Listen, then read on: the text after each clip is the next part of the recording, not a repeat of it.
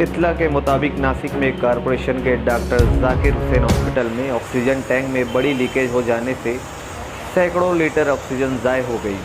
आज डॉक्टर जाकिर हुसैन सरकारी हॉस्पिटल में ऑक्सीजन टैंक में बड़े टैंकर के ज़रिए ऑक्सीजन सप्लाई का काम जारी था। इसी दौरान टैंकर में हुई गड़बड़ी से लीकेज हुआ, जिसके सबब सैकड़ों लीटर ऑक्सीजन ज़ाय होने की इत्तला मौसूल हुई है।